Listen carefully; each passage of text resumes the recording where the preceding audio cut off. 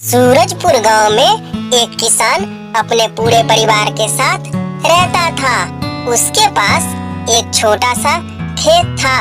वह बहुत मेहनत करता था। इसके बावजूद भी उसके खेत में फसल बहुत कम उपजती थी। देखो बेटा, अपनी घर की बहुत स्थिति खराब है। घर में खाने को एक भी दाना नहीं है और ऊपर से खेत में फसल भी नहीं हो रही है। क्या करे बेटा? हाँ माँ, मैं तो मेहनत बहुत करता हूँ पर फसल नहीं उपजती है। ऊपर से मौसम की मार, इस बार बारिश भी ज्यादा ना हो सकी। क्या करूँ माँ? माँ, मैं खेत जाकर देखता हूँ वहाँ जो भी फसल है उसकी क्या स्थिति है। किसान अपनी खेत की ओर चल दिया। वह अपनी खेत का हालत देखकर बहुत उदास हो गया था। जानवरों ने उसके खेत की सभी फसल खा चुका था। वह चलते चलते बहुत थक गया था, इसलिए वह एक लकड़ी पर जाकर बैठ गया और सोचने लगा। हे भगवान, तुम्हारी कैसी ये लीला है? तुमने क्या किया? मेरे खेत में जो भी फसल बचा था वो जानवरों ने खा लिया। अब क्या मैं घर लेके जाऊं? क्या करूं? तुम ही बताओ हे भगवान। किसान को थकान के मारे बहुत तेज नींद आ गई। तब वह सो गया। सोकर जब उठा तो उसने देखा कि उसके खेत में एक सांप बैठा है। तब वह सोचने लगा, शायद ये नाग ही खेत का रक्षक है। अगर मैं इसकी सेवा करूंगा तो मेरी खेत में भी उपज हो जाएगी। अगले दिन किसान एक दूध की कटोरी ले आया और कहा, ओ नाग देवता, कृपया मुझे समृद्धि और सफलता का आशीर्वाद दे।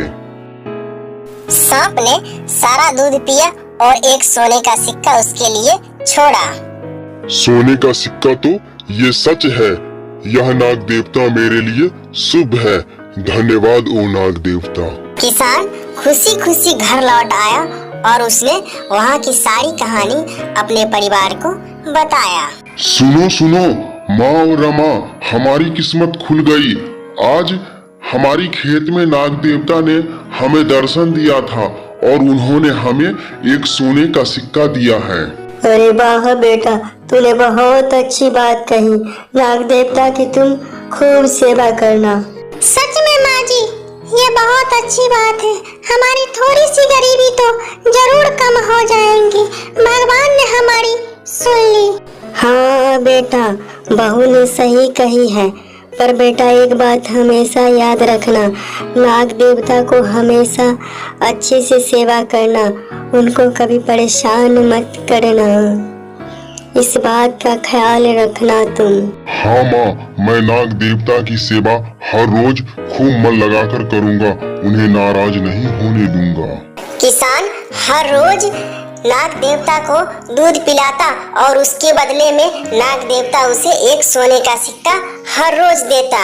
इसी प्रकार कई दिनों तक चलता रहा। एक दिन किसान को किसी काम से शहर जाना पड़ा। उसने अपने बेटे को बोला, बेटा, हर रोज नाग देवता को दूध देना नहीं भूलना। ठीक है पिताजी, मैं नाग देवता को दूध पिला दूंगा। किसान के जाने के बाद बेटा सांप को दूध देने लगा तो सांप ने रोज की तरह एक सोने का सिक्का दिया। बेटा सोचा, हर रोज एक सोने का सिक्का कम है। मुझे सारे एक ही साथ चाहिए।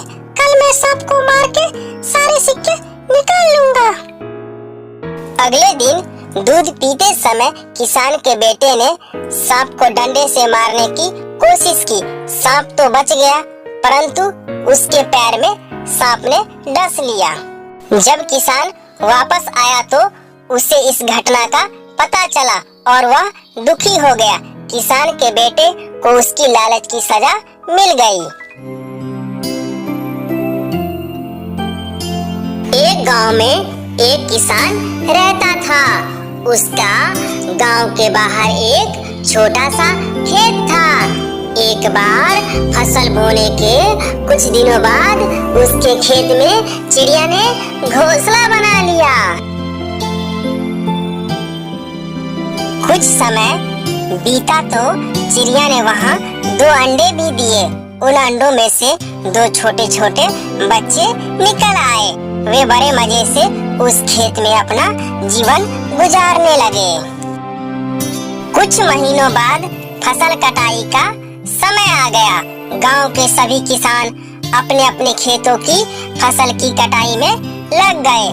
अब चिड़िया और उसके बच्चों का वह खेत छोड़कर नए स्थान पर जाने का समय आ गया था।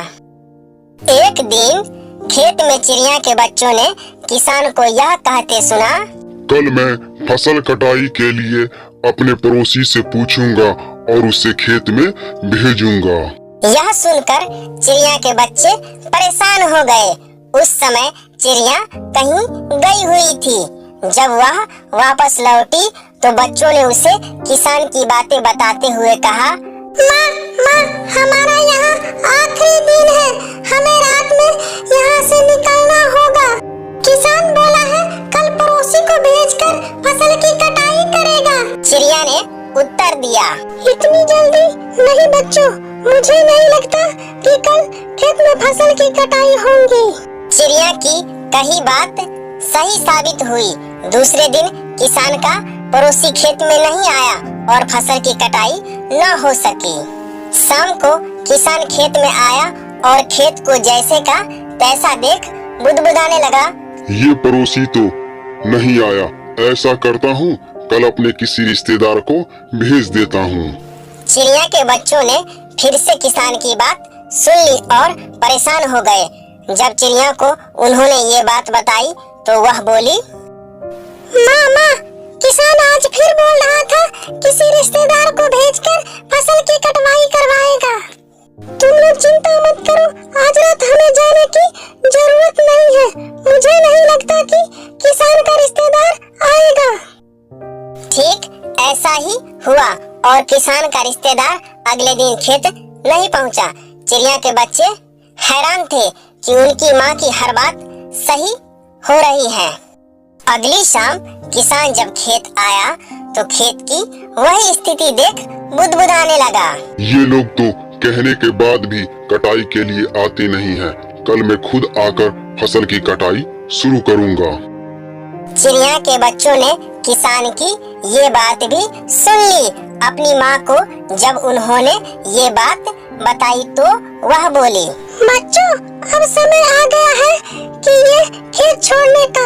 अब हम आज रात को ये खेत छोड़कर दूसरी जगह चले जाएंगे। दोनों बच्चे हैरान थे कि इस बार ऐसा क्या है जो माँ खेत छोड़ने को तैयार है। उन्होंने पूछा तो चिड़िया बोली, बच्चों, पिछली 2 बार किसान कटाई के लिए दूसरों पर निर्भर था। दूसरों का कहकर उसने अपने काम से पल्ला झाड़ लिया था, लेकिन इस बार ऐसा नहीं है। इस बार उसने यह जिम्मेदारी अपने कंधों पर ले ली है, इसलिए वो अवश्य आएगा।